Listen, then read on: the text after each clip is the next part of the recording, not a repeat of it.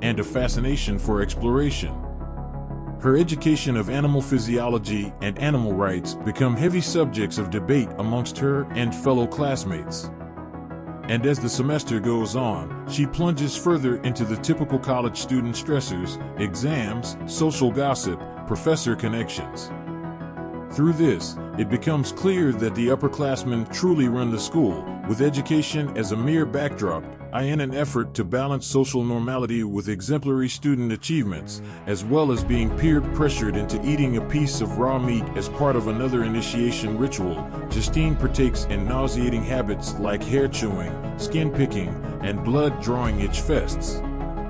Alexia's abrasive nature threatens Justine's isolated demeanor, and on a night of sisterly bonding, Justine accidentally cuts off Alexia's finger and consumes it while a passed-out Alexia bleeds out. That is until Alexia awakens in utter horror at her own sister chowing down on her finger like a piece of pork rib. Justine's grisly eating habits lead to a switch in heavy meat eating, cooked and raw, with a ravenous and insatiable hunger that distracts her from school, her growing friendship/relationship with Adrian and fellow classmates, and her overall health and wellness. She even has sex with Adrian to distract herself from her strengthening appetite, nearly rips a hole in his neck, and bites herself when climaxing. Having realized from the moment Justine ate her finger that they share the same condition, Alexia takes her sister on a devastating whirl spin, attacking a bypassing car, killing the injured person inside, eating his brains from his cracked skull, even offering her sister a piece of fresh brain with disturbing ease. She attempts to mentor Justine, saying that this is how they have to live now, with manipulation and sly quickness. Justine's condition worsens as her bloodthirst becomes a violent obsession and plot to attack someone, as raw meat can only take a zombie-vampire hybrid so far. It all comes to a head when a night of party turns into a graphic torment where an intoxicated and sickly-looking Justine tries to bite a corpse with Alexia, leading to the bullying gathered by dozens of other students recording the incident. When Adrian shows Justine the demented video, she attacks her sister. A fight stemming from pent-up rage, guilt, and hunger clashing between sisters shifts into a straight-up awkward feeding session, with the girls biting each other and feeding, all under the eyes of their creeped-out classmates.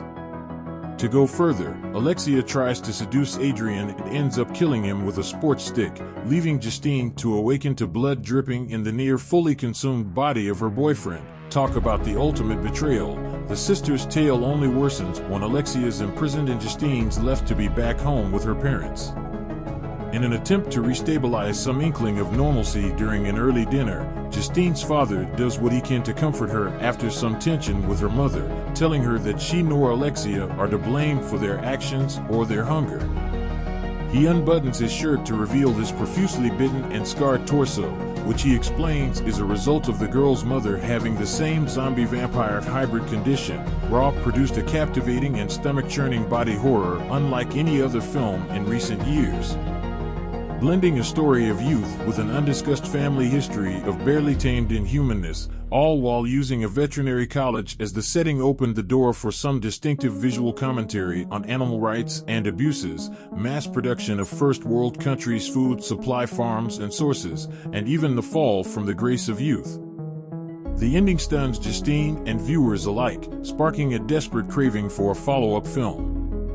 But what remains even more striking is the subtly slipped-in cross-image of the sister's mother, seen when Justine talks to Alexia from behind the visitor's glass window of a prison.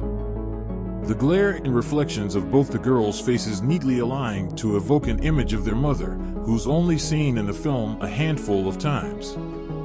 It's implied that this image is just a simple lead-up to the father's big truth bomb, but it can be argued that the girl's mother needs to be looked at twice to really get the complexities of the intertwined grotesque flesh-devouring and family divide. Earlier in the film, Alexia, Justine, and their peers confer on animal rights, such as the scene where they argue if a monkey sexual assault and human sexual assault should be considered at the same level of violation, accounting for the emotional toll it would take on either human or monkey. Justine takes the stance that tolerance of pain and emotional strife should equally be regarded when considering animals and their behaviors. Scenes of running horses, gut-cleaning cows, and cadavers emphasize the observations of behaviors and physical structures of both animals and humans alike. Adding another layer to the conversation, scenes like Justine and Adrian eating greasy food at a truck stop with local sex workers call to the idea of unshakable human vices and the natural inclination of sex amongst humans. The film pairs and contrasts these images and moments as a means to reflect how closely tied humans-animal behaviors are in actuality to select animal behavioral languages. In the final moments of the film, the melded image of Alexia and Justine depicts the girls embodying the pressures of maintaining academic success, obscuring their irresistible urge for blood and blurring the lines of their morality. Alexia must have experienced the shock and torture of resisting and caving into fleshy desires long before Justine's cringy dance with blood. And in the end, their father looks to Justine to put an end to their secret family horror when he exposes his abdomen. It's alarming how the mother even manipulated him into such a debilitating position, relying on his body as a food supply and slowly killing him.